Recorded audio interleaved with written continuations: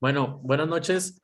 Estamos en el episodio 9 del CEPO Podcast. En esta ocasión nos acompañan los dos gurús, el gurú Sigfrido Viguería y el gurú Mauricio Bencomo y su servidor Oscar Prieto. Ya tenemos algún tiempo que no hemos transmitido el programa por diversas fallas técnicas y cosas que se nos han salido de nuestras manos, pero pues ya teníamos ganas, ¿no?, de regresar. Hemos tenido diferentes temas que sacar a la mesa y ahora pues un servidor sugirió que habláramos sobre el ego. Esto viene a raíz lo que le comentaba ahorita a Mauricio. Afuera del aire estuvimos ahí platicando un momento en lo que llegaba el otro gurú Sigfrido. Eh, Viene a raíz de una experiencia personal que tuve ahora con el confinamiento de la pandemia. Parece ser que algunas de las cosas que yo traía ahí, eh, pues arrastrando, ¿no? Del pasado se convirtieron en una ansiedad generalizada que pues ha sido muy divertido lidiar con ella. Y pues todo este proceso que he estado teniendo, ¿no? De estar constantemente ahí, pues todos los días luchando contra esta ansiedad que pues ya después me di cuenta que hay mucha gente que la padece y que pues que en realidad puedes llegar a ser muy divertida en tu vida. Obviamente divertida en el sentido sarcástico, ¿no? Entonces, buscando ahí diferentes cosas y literaturas, llego, o más bien converjo en la situación de lo que es el ego.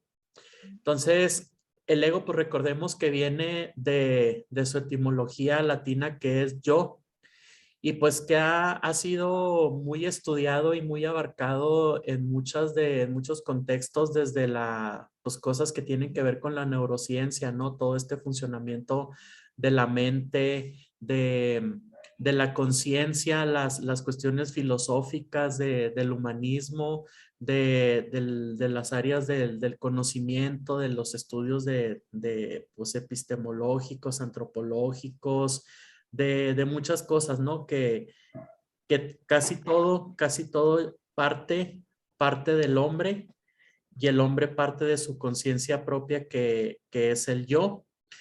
Desde que nosotros, según lo que yo he leído, desde que el hombre o el ser humano toma conciencia de su persona, desde este momento nace el ego.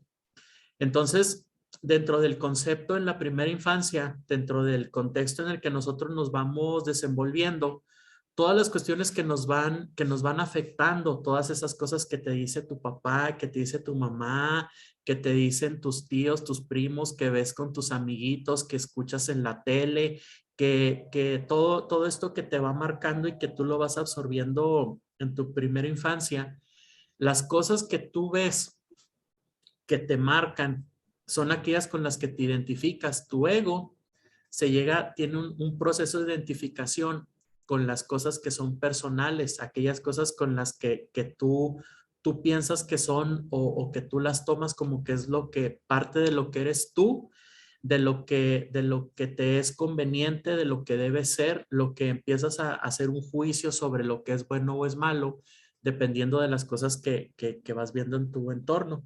Entonces, sobre esta noción, tu ego va generando una idea, y te va generando una idea de las cosas de tu entorno. O sea, te va haciendo, por ejemplo, que hagas juicios sobre lo que está bien y lo que está mal. Y al mismo tiempo te va creando un falso yo, que es lo que le llaman el falso yo, que es esa pequeña vocecita que te puede llegar a impedir realizar cosas, o que te puede llegar a hacer por ejemplo, en el sentido de lo que habla Carl Jung, perdón, de la sombra. Cómo te identificas con tu sombra, cómo puedes llegar a hacer, pues es que no quiero usar juicios moralistas, pero digamos malo en la sociedad, o cómo puedes llegar a confluir como una persona buena. Entonces, sobre este juicio tú te basas para todas las cosas que haces en tu trabajo, en tus relaciones personales, cuando vas madurando en tu adolescencia, cuando ya entras en una etapa adulta, cuando tienes relaciones en tu trabajo, cuando todas las cosas que tú ves, por ejemplo, lo que posteamos en las redes sociales,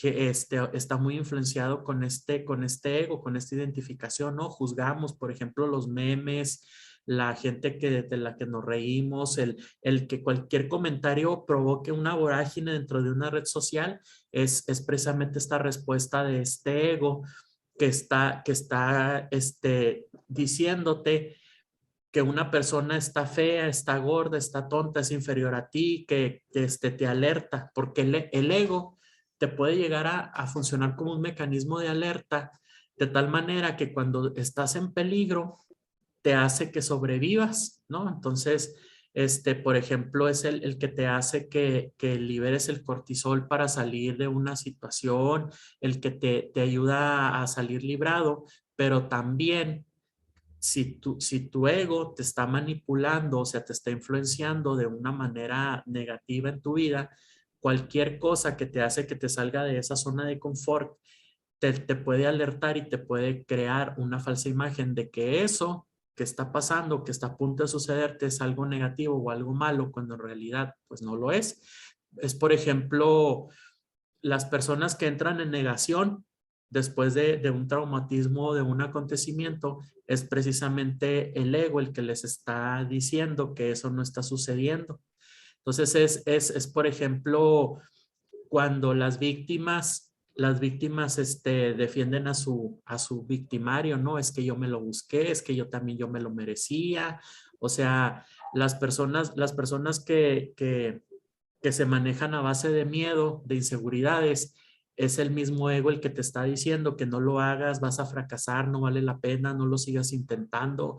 O sea, todas estas cosas son las que te llegan a engañar y a crearte esta falsa imagen del ego, ¿no? Entonces, precisamente las cuestiones sociales y todo lo que estamos viendo ahorita en el mundo, estamos viviendo una sociedad pues que es narcisista, que está muy identificada con todas estas cuestiones del ego, ¿no? Entonces, con este comentario, pues abro la discusión.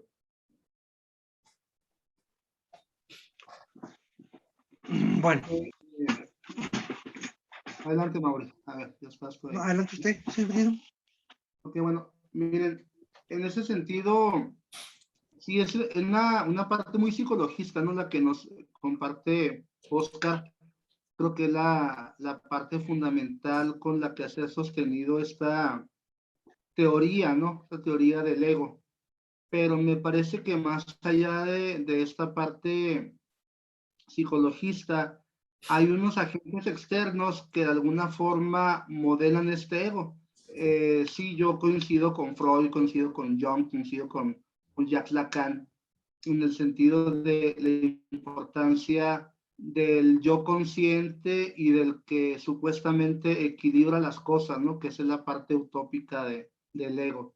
Ahí está también el ello, está el superego, que son partes también que modelan el propio ego, ¿no? Y cuando hablo del ello, por ejemplo, digo, bueno, también creo que los esquemas económicos traducidos en políticas públicas, traducidos en mercadotecnia, traducidos en medios de comunicación o de información masiva, van modelando ese ello y van, por lo tanto, modelando ese ego. Es decir, sí, el ser humano, pues me imagino que tenemos ciertas orientaciones propias, ¿no? Es lo que queremos ser, es lo que queremos hacer, pero también afuera hay fuerzas que no son precisamente humanas, sino expresadas en otras cosas, en otras entidades institucionales, algunas otras no institucionalizadas ni reconocidas, pero que son parte de esa modelación del ego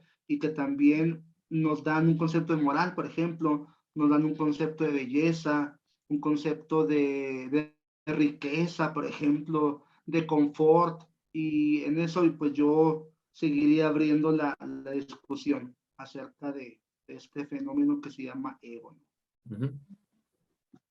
Bueno, es que también son varios conceptos aparte de lo que es el ego, ¿no? Porque obviamente también va, obviamente aparte de lo que había dicho Oscar, ¿verdad? Y lo que se había comentado, pues también sucede en los aspectos del egoísmo, la vanidad, el egocentrismo, la soberbia, la arrogancia, que obviamente son parte de ese tipo de egos, ¿no? Y la verdad, pues también hay unas situaciones de un sarcasmo, de una megalomanía, y obviamente, pues son conceptos, obviamente, que va acompañado de ese ego, ¿no? De lo que yo decido, de lo que yo pretendo hacer, de cuáles son mis decisiones, cuáles son mis gustos, cuáles son mis formas, y cuáles son mi autoimagen inflamada, muchas veces, inflada más bien. O sea, cómo yo me enaltezco demasiado, porque hay gente narcisista que obviamente quiere ver los defectos de los demás y no ve sus propios defectos, porque la hay. Y esa gente que ve los defectos de los demás, y obviamente se ve, pues él habla de tanto de sus triunfos como de sus fracasos dentro de ese egocentrismo. O sea, nomás yo, si me va bien o me va mal, y a mí no me importa cómo le está yendo al otro.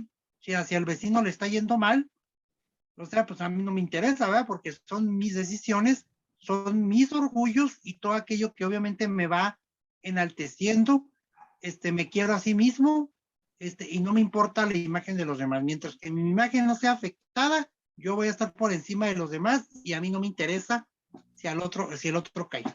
Pues más bien eso me huele a un egoísmo, a un concepto de egoísmo que obviamente no va más allá de la realidad misma. O sea, si de ese egocentrismo que obviamente nos hace reflejar que o somos realmente auténticos o somos realmente súper, o sea, simplemente personas que a lo mejor vivimos en una falsedad y no en una realidad misma, como personas.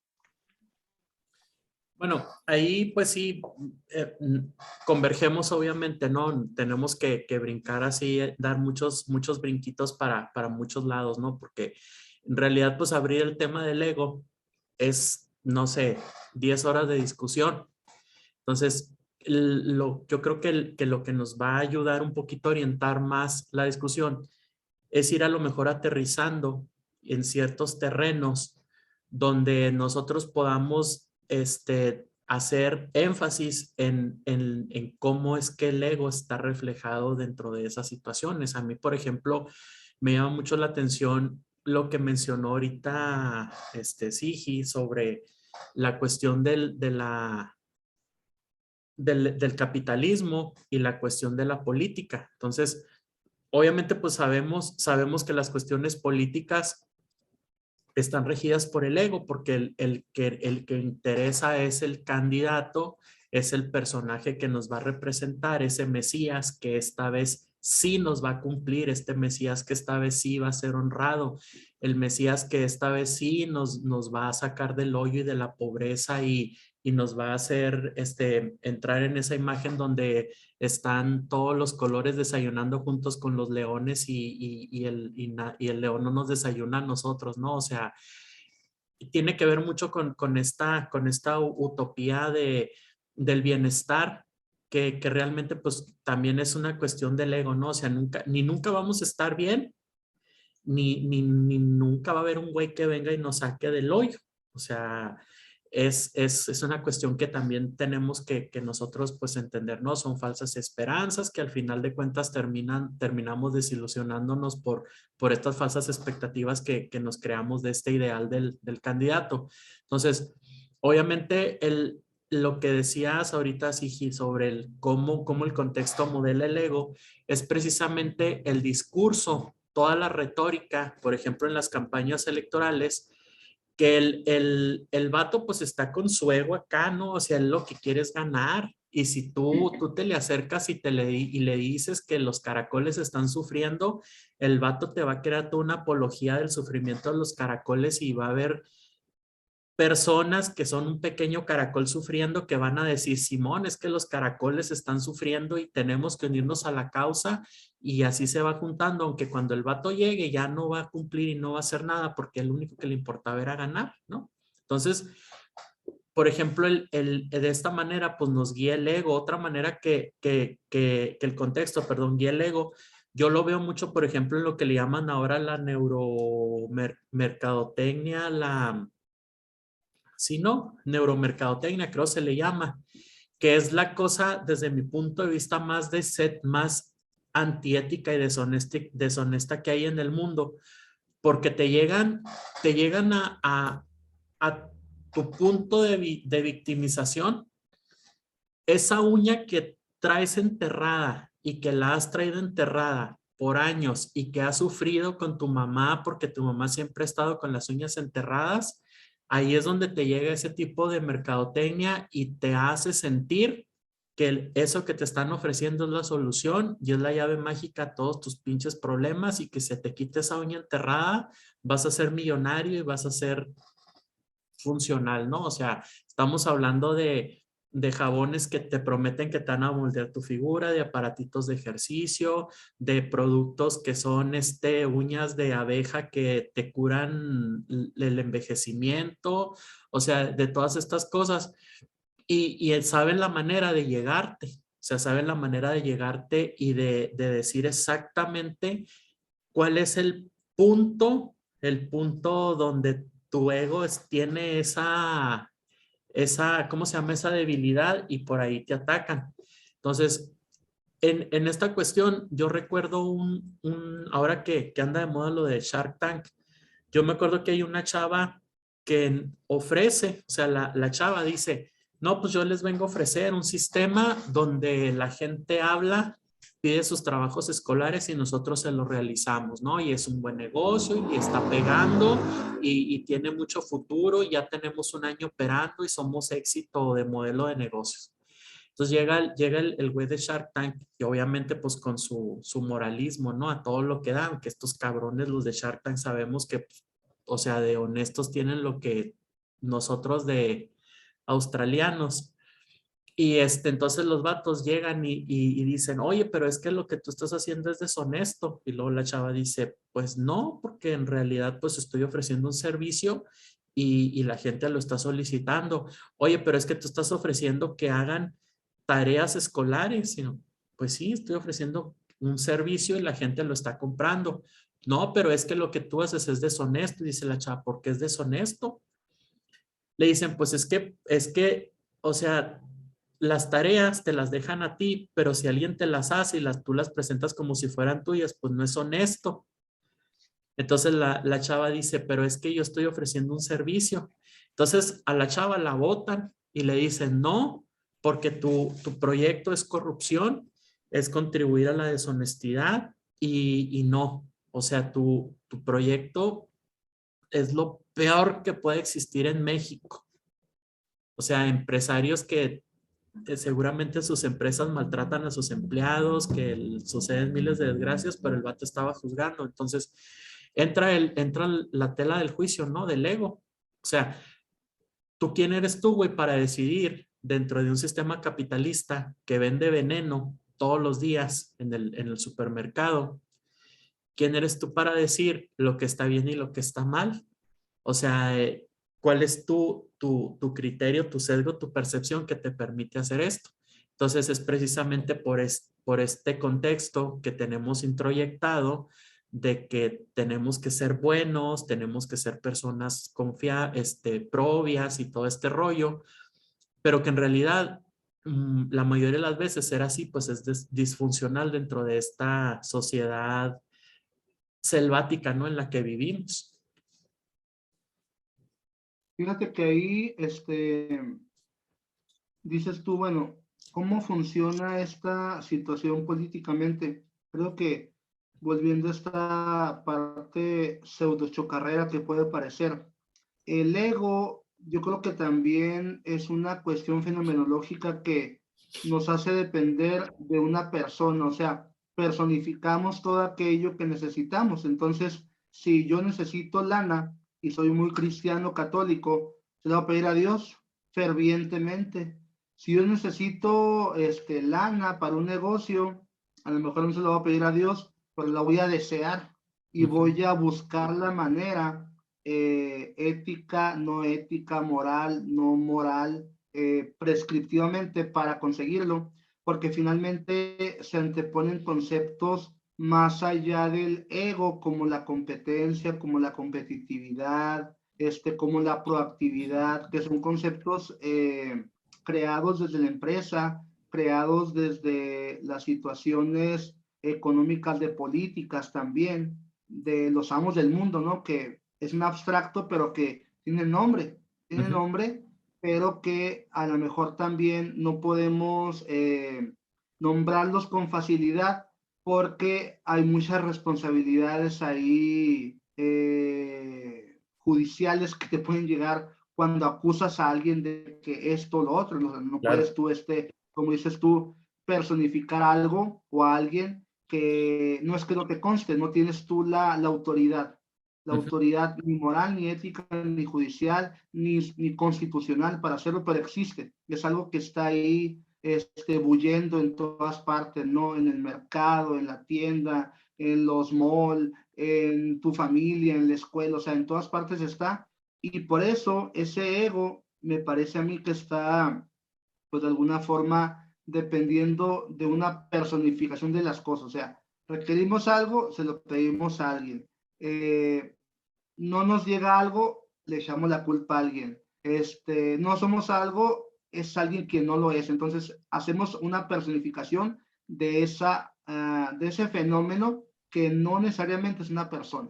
Ya se nos durmió este güey. Mauricio. Mauricio, Mauri. te duermas. Pues el sueño ya es tarde. Ay, disculpe, pero sí estaba oyendo, pero mande. No, pues ya estamos en viva. Aguántate poquito, güey. Oye, bueno, sí. All right. Ya, ahora sí. El ego, se personifica, entonces muchas de las cosas que deseamos las hacemos patentes a una persona. Muchas de las cosas que nos pasan las hacemos patentes a esa persona. O sea, siempre buscamos alguna personalidad que sea la responsable o que sea la que me saque de apuros, porque pues de esa manera yo me siento seguro. Entonces, ese ego del que manejaba Mauricio cuando decía el egoísmo, pues ya es una tendencia, ¿no? Maliciosa del ego. El ego no es malo. El ego es un equilibrio, un equilibrio entre aquello que no eres tú y aquello que son los otros o lo otro, ¿no? Pero cuando tenemos una falsa autoestima, hacemos patente aquello que no somos nosotros, pero creemos que lo somos. Entonces, esa parte es la que yo considero que está personificada, pero la personificamos sabiendo que es un abstracto que para mí viene desde afuera, de fuerzas que no son personales, sino son fuerzas institucionales, son fuerzas culturales, tradiciones, costumbres, usos que se anteponen a lo que tú eres y tú crees que eres tú el que está ahí participando de ello. Esto fue lo que comenté. Sí, exactamente. Bueno, era lo que yo le comentaba a Mauricio, ¿no? Antes de que entráramos que por cierto, Mauricio se tuvo que despedir porque ya es un poquito tarde para él y tiene que cumplir con unos compromisos. Lo que yo le comentaba antes de que iniciáramos, es que es muy interesante la manera en que, bueno, ya cuando sufres el proceso, yo a raíz de lo del problema de ansiedad que fui diagnosticado, pues estuve tratamientos, ¿no? Y lo tradicional. Entonces, a mí un día el doctor Cristóbal Jiménez fue el que me invita a este procedimiento que hace él con el bufo alvarius, que ya tuve mi chupada de sapo.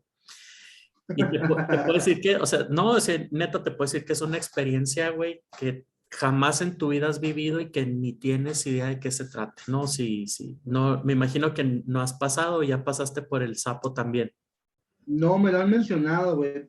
Gente que tiene problemas de ansiedad, pero no Bueno, lo he aprobado. Dentro de todo lo psicodélico que es la experiencia, dentro de toda esta onda psicodélica que es la experiencia, lo que hacen los enteógenos es que te disasocian tu conciencia, o sea, tu ego, ¿no? Te lo rompen y te sacan de esa máscara que mencionas tú y te dejan en un nivel de conciencia donde estás limpio de todo ego.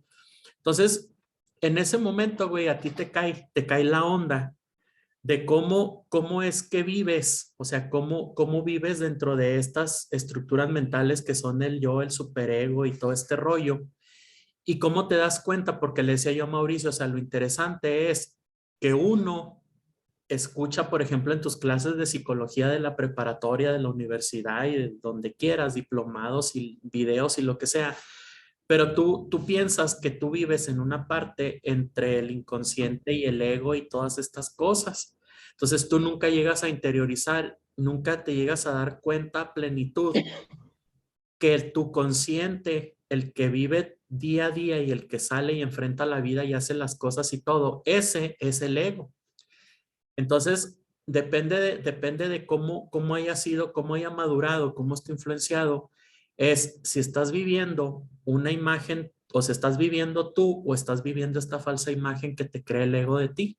Entonces, es hasta que pasas el proceso, hasta que vives este proceso, que es cuando te das cuenta cómo funciona y cómo te engaña y cómo te hace pensar que todas las cosas que tú estás haciendo realmente corresponden a una imagen y a una cosa que es un verdadero tú y que es una verdadera realidad. Por ejemplo, si lo vemos desde el punto de vista materialista, las cosas suceden en el mundo y siempre van a suceder, güey. Siempre hay un terremoto, siempre va a haber un atropellado en la calle, siempre va a haber en la selva, siempre va a haber un animalito, un chango muerto, siempre se va a caer un árbol, siempre va a haber un socavón, siempre va a haber una marejada, siempre va a haber un carro que choque, un avión que se cae. O sea, siempre va a suceder, estas cosas suceden a diario. Pero entonces, dentro de este ego que día a día nos guía, es el que nos dice si del que decide y el que juzga, si tú eres la víctima, si te lo merecías, si te debió haber pasado o por qué te pasó y por qué no te pasó y todo esto, ¿no? Entonces, y esto viene pues por esta misma concepción que tenemos de la conciencia humana, ¿no? De que primero pues es la conciencia, soy yo y luego está todo lo demás que está a mi alrededor. Entonces, es muy interesante el darse cuenta cómo es que este ego es parte de tu mente y es un pensamiento más. Por ejemplo, cuando estás en el proceso de meditación, el proceso de meditación mindfulness, por ejemplo, te lleva a darte conciencia plena de todos estos pensamientos que estás teniendo en tu cabeza y te ayuda a disasociarlos con las emociones para que tú puedas llegar a vencerlos y tener esta quietud, que son todos estos diálogos internos que tienes por la ansiedad, ¿no? Por ejemplo. Entonces, hasta que no vives este proceso es cuando te das cuenta realmente lo que es el ego, te cae el 20 y cómo es que influye en todas las cosas y en todos los problemas sociales que estamos viendo ahorita actualmente en el mundo. Sí, ahí fíjate que insisto en esa parte, ¿no?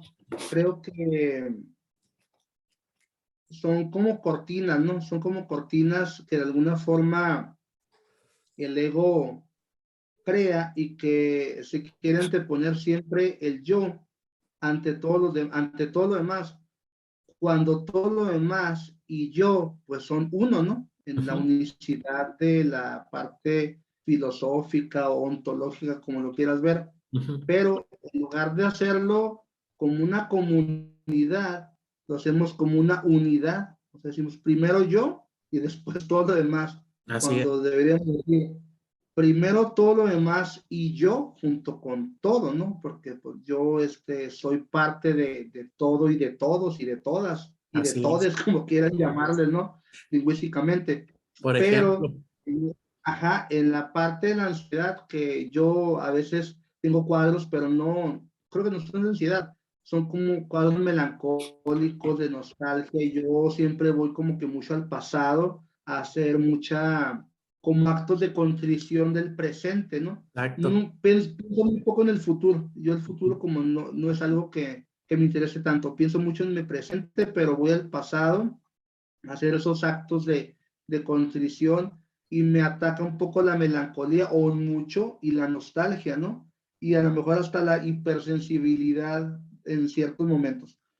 Pero ahorita que tú mencionas tu problema de ansiedad o que lo mencionaste, siento yo que ese proceso del sapo, pues te purifica, pues ahora sí que naturalmente, así per se, una cuestión que llega a tu naturaleza corporal, pero que esa naturaleza corporal viene alimentada por una cuestión emocional, que la emoción, la neurociencia la ve también como una cuestión natural, pero hay una parte antinatural también de la emoción, para Claro, mí, ¿verdad? Entonces, claro. esa parte antinatural no la puedes controlar, Ujú. no la puedes controlar con ningún medicamento, con ningún proceso, y choca con esa parte natural sensitiva, que es la que te produce desde el punto de vista por la ansiedad y otro tipo Ujú. de somatizaciones, ¿no?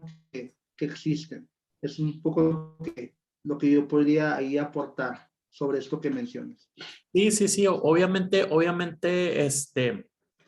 bueno, en la sustancia que secreta este sapo de Sonora, que es la 5-meodimetiltriptamina, lo que hace es que, bueno, pues actúa a nivel de la glándula pineal.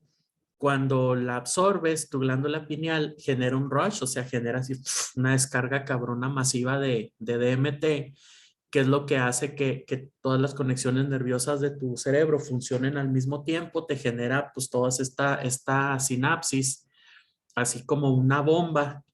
Y bueno, tú sabes que pues cuando tu cerebro empieza, como nosotros lo utilizamos por partes, cuando lo utilizas así de un solo jalón, pues lo primero que haces es alucinar, ¿no? Porque los sentidos se te alteran y, o sea, todas las percepciones, o sea, todo se te altera y empiezas a tener todo este viaje psicodélico. Yo me animé a, a someterme a este proceso porque yo estuve leyendo algunos papers científicos de doctores que tienen estudios clínicos, aunque obviamente dicen que, pues, que falta hacer más investigación, pero ya hay resultados de personas que les han curado pues las adicciones a las drogas, les han curado, por ejemplo, cuadros de ansiedad, de depresión, de psicopatía, de esquizofrenia, de personalidad límite, de muchas cosas, ¿no? Que pues que todas estas son cosas que tienen que ver precisamente con el ego. Entonces, eso fue lo que a mí me animó. Ya cuando hablé pues con el doctor Cristóbal, que hay que invitarlo a Claro. que, a que nos hable un día más sobre este asunto. Fue cuando ya, aparte de toda la confianza que le tengo al doctor, pues él me dijo, ¿no? O sea, cómo funcionaba y me dijo, es un catalizador que funciona pues con la parte de la serotonina y la melatonina y todo este rollo y todo. Entonces dije yo, va. Y sí, la verdad es que, o sea, un choque tanto emocional como espiritual y todo lo que quieras, o sea, las sensaciones que te provoca y las cosas que tú estás pensando en ese momento te trae, o sea, te trae tu pasado, te trae tus miedos, te trae todas las cosas que traes adentro, o sea, te las enfrenta y ya depende de ti si te dejas llevar y las superas o como mucha gente, ¿no? Que se despierta a medio viaje y no, ya no quieren volver a saber nada de eso, que se asustan. Pero digo, yo ya traía pues también un trabajo ahí, de algunas, cosas que he tenido la oportunidad ahí de ir sanando y esto. Y pues para mí la verdad es que fue así como que lo que yo necesitaba, ¿no? Yo estaba así como cuando ya sabes con el hospital con el pinche apéndice de fuera y que le dices ya móchale el cacho, no me importa que así sin anestesia, pero lo que ya quiero es que me lo quite. Así fui Claro. yo y la neta es que estuvo muy, muy padre. Eso es una experiencia que la neta sí recomiendo. No te metas nomás porque sí, pero infórmate y lánzate. O sea, sí, sí es una cosa que sí te sirve mucho. Pero bueno, lo interesante de esto es que luego, por ejemplo, a mí me empezó a abrir el conocimiento o el entendimiento a muchas cosas, entre ellas las cuestiones del ego, ¿no? Lo que dicen a lo mejor, no sé, es el tercer ojo, güey, yo no sé qué onda, pero empiezas a tener así como una visión, un panorama se te abre, güey, por ejemplo, a mí al entendimiento de estas cuestiones del ego, ¿no? Fue lo que yo, fue lo primero que tuve así como que la visión. Y pues me di cuenta de cómo te dañas, o sea, cómo te dañas a ti mismo, cómo saboteas tu vida, cómo dejas, por ejemplo, emociones que dices tú que vienen la parte que no es natural, que es como, por ejemplo, el miedo. O sea, cómo esa pequeña vocecita que es el ego te engaña y te dice que no, por ejemplo, lo que decías, que no te salgas de tu zona de confort, ¿no? De cosas. O sea, es una cosa tan sencilla como no querer levantarte a hacer algo porque estás bien a gusto sentado, que la vocecita empieza a decirte que no te levantes, que para qué te molestas, no lo hagas, lo puedes hacer más tarde, no pasa nada y la chingada. Hasta cosas como no la ayudes, o sea, no ayudes a esta persona, no lo hagas, no pongas la direccional, pásate, arrebásalo, o sea, rebásalo, no le abras la puerta, gánaselo tú, no le regreses el cambio cuando te dan de más, no lo regreses, es su tontería, ¿para qué? O sea, y todas estas cosas pues que se hace como una madeja, ¿no? De calamidades. Y era lo que le decía ahorita a Mauricio, ¿no? O sea, por ejemplo, como vivimos en una sociedad punitiva, si la cagas, te juzgamos y te castigamos. Entonces te conviertes en el malo. Pero, por ejemplo, ¿qué sucede? Que en la mañana, por alguna tontería, o sea, por alguna cosa te levantaste y traes todo tu día volteado y por una imprudencia atropellas a una persona y la matas. Entonces ya te quedas, por ejemplo, la sociedad, güey, te juzga como que ya eres un delincuente, un asesino y lo que sea, y sales en el titular, hombre mató mujer, ¿no? Porque eso es lo que les encanta ahorita en los medios. Entonces, y aunque hayas tenido una carrera de académica, profesor, que tengas muchísima gente que pueda decir que fuiste bueno, que hiciste el bien, que ayudaste a la gente, que eras desinteresado y todas estas cosas, ya con eso ya la cagaste y ya te juzgan y eres el malo. Entonces, esa es una cuestión también, ¿no? Del ego, o sea, que siempre estamos echándole la culpa al otro, culpándolo, castigándolo y llegando hasta la última consecuencia porque te lo mereces, güey. O sea, ¿qué pasa con una persona que, aquí en México no, pero qué pasa con una persona que quita la vida? O sea, tú pudiste haber, por tonterías de la vida, atropellaste a una persona y la mataste y te sentencian a muerte porque mereces morir. Entonces, o sea, sí me explico, güey, o sea, cómo es que hemos dejado que las cosas lleguen a este punto en donde el ego, el ego a veces es, o sea, es permitido, pero a veces no, o sea, no, tú no puedes matar a una persona, pero a ti sí te pueden matar por haber matado a alguien. Claro. Fíjate que ahí me parece que es como una trampa, ¿no? Como una trampa moral. No voy a decir ética porque la ética es otra cosa. Es una trampa moral porque siempre en lo moral vemos lo bueno y lo malo de manera muy polar. Así es, Entonces, lo bueno y lo malo siempre lo vamos a ver como en abstracto de un valor, pero cuando tiene que ver con la persona, pues ya empieza lo relativo. Entonces, así es, cuando tú atropellas a alguien y lo matas, pero tú vas lesionado emocionalmente en ese momento, pues tú no hiciste con dolo, lo hiciste accidentalmente, o sea, lo que en el derecho le dicen asesinato, ¿qué? imprudencial. Imprudencial, exactamente. Ah, Tiene hasta nombres ahí muy bonitos, ¿no? Pero el asesinato imprudencial en el derecho no prescribe todo lo que tú tienes como sujeto y que padeces y que te atrapó por esa vez y bueno, mataste a alguien, ¿no? Ujú. Ahí el derecho no alcanza a darle justicia a esa situación. Le da justicia al doliente, Ujú. pero al que ofende o al que infringe la ley, a ese le da pero cárcel, ¿no? Claro, Y le da cárcel y le da un castigo. así Entonces, yo estoy de acuerdo contigo en eso. El ego es también una cortina que ha sido usada para que se vea como un valor, pero al momento de usarlo personalmente, espérame, pero ahí ya no es posible que tu ego se exprese. Tienes que contenerlo, ¿no? Tienes que reprimirlo, tienes que darle una vuelta y acomodarlo a como la sociedad, a como el grupo cultural, a como esa parte donde convives le convenga y no le suene o no le disuene más bien, así ¿no? es.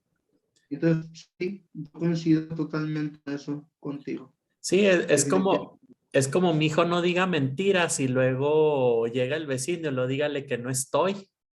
O por ejemplo, ay, ahí anda el hijo del vecino haciendo quién sabe qué, háblenle a la policía.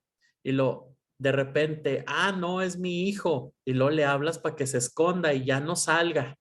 O sea, y escondas y ya no salga, ¿no? Entonces, o sea, es precisamente también esta doble moral o este doble estándar en el que vivimos, ¿no? Es esta burbuja narcisista donde yo siempre estoy bien y el vecino está mal y yo protejo a los míos aunque estén bien, pero los protejo porque son míos y al cabo nomás fue una vez, al cabo nomás fue poquito o al cabo no lo va a volver a hacer y lo que sea.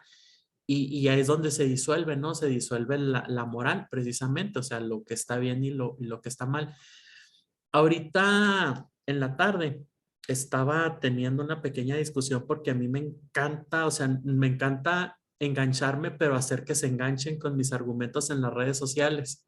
Entonces estaban hablando sobre el ateísmo. Entonces dicen algunos que pues qué bueno, o sea, qué bueno que hay personas que a lo mejor sí llegan a tener la elección de regirse por una fe religiosa o de regirse por los valores morales. Entonces, yo les decía, es que al final de cuentas es lo mismo, porque tú piensas que tienes la elección, pero si no tienes religión, tienes valores morales y ¿qué más tienes? O sea, realmente nada más eso es lo que hay. Entonces, realmente irse por los valores morales sobre la religión o irse por la religión sobre los valores morales es una elección y es algo real, porque al final de cuentas, viéndolo fríamente, yo soy creyente, pero viéndolo fríamente, la religión, pues el supremo es Dios, Jehová, Alá, Buda, Ganesha, Shiva, no sé, el que quieras. Y dentro de la moral, pues son los cánones de los valores morales y no te puedes salir de ahí. Entonces, al final de cuentas, son como los 10 mandamientos.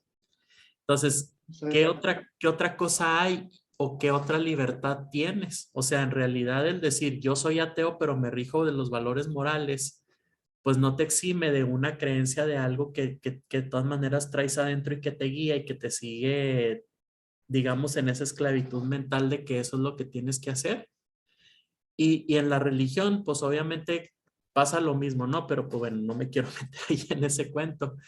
Entonces, era lo que estaba pensando, o sea, digo, bueno, también el hecho de tener eso, pues es parte de la construcción del ego, ¿no? O sea, es parte de la construcción del ego, porque si tú eres ateo, pero te riges por los valores, lo que hagan los religiosos va a estar mal. Y al revés, si tú eres religioso, los que son ateos, pero se rigen por los valores, están mal porque están fuera de la religión. Sí, ahí creo que cuando hablamos de esa cuestión donde el ego se pervierte, es porque muy poco hemos trabajado con la alteridad o con la otredad, ¿no? O sea, en lugar de ver al otro, pues nos vemos a nosotros mismos, ¿no? Como un Ujú. efecto espejo. y creemos que ese otro es un espejo de nosotros y nosotros somos espejo de él, y no necesariamente, o sea, el otro tiene una configuración muy diferente a lo que tú eres, podrán coincidir en ciertas cosas y en otras cosas no. Entonces, en esos valores morales que dices tú, donde siempre buscamos coincidir, pero yo en mi caso digo, no, o sea, vamos a buscar dónde no coincidimos para entonces respetarnos, porque pues donde coincidimos es relativamente sencillo estar de acuerdo, ¿no? El problema Claro, es dónde no, o sea, yo siempre me voy a esa parte confrontativa, ¿no? De las claro. cuestiones del ego con el otro.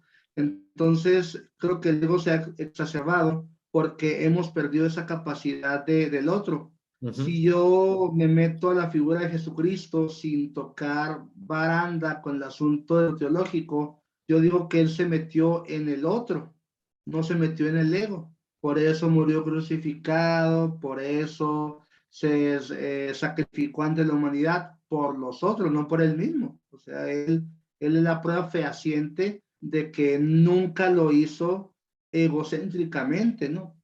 Y nosotros, como seres humanos, todos en mayor o menor caso, siempre pensamos en cada uno, Ujú. no pensamos en nosotros, pensamos en cada uno y no hemos entendido, creo que este, no ese precepto, sino ese hecho, ¿no? Ese hecho que nos habla de, pues, ama a los otros como a ti mismo, ¿no? O sea, no te ames a ti mismo, güey. O sea, ama primero a los otros para que puedas entender que eres tú también.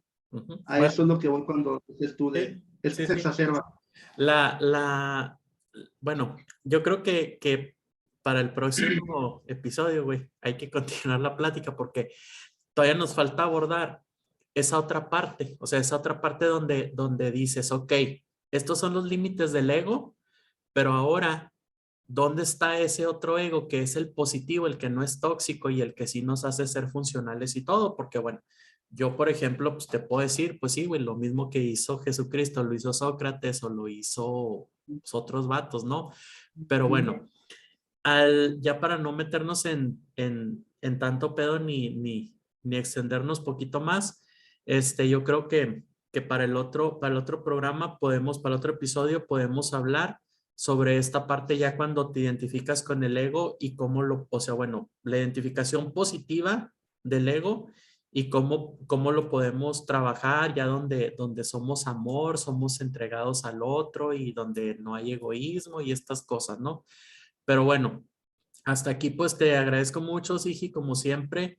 Esperemos Gracias. pues seguir con este podcast, hacer unos 3 antes de que se acabe el año.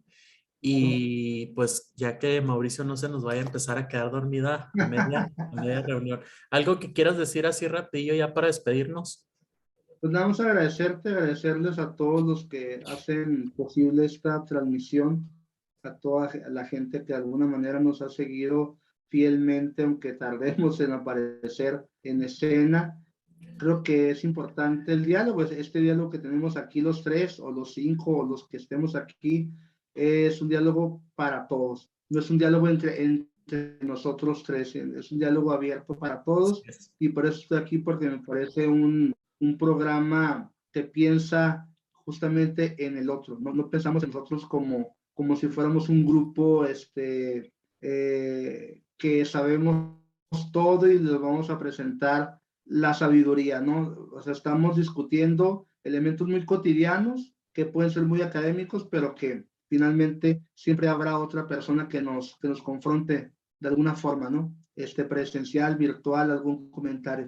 Eso es lo que quisiera yo ahí puntualizar. Sí, así es, y también pues tratamos de hacerlo, ¿no? Aterrizarlo a que cualquier persona que nos escuche lo entienda y que no se sienta, pues de alguna manera que no entiende, lo tratamos de simplificar sin llegar a hacerlo demasiado simple que se banalice, ¿no? Pero bueno, les agradecemos mucho. Recuerden que estamos transmitiendo en YouTube, transmitimos en Facebook. Próximamente pues vamos a tener más redes sociales, pero por favor apóyennos suscribiéndose, dándonos like y compartiendo para que podamos llegar a más gente y seguir haciendo más contenido. Y pues esperamos contar, si usted quiere participar en alguna de nuestras discusiones con un tema, es bienvenido. Nada más comuníquese con nosotros y con toda confianza le podemos dar acceso a este espacio. Y pues agradezco mucho, te agradezco mucho, Sigi. Y pues buenas noches y por acá seguimos.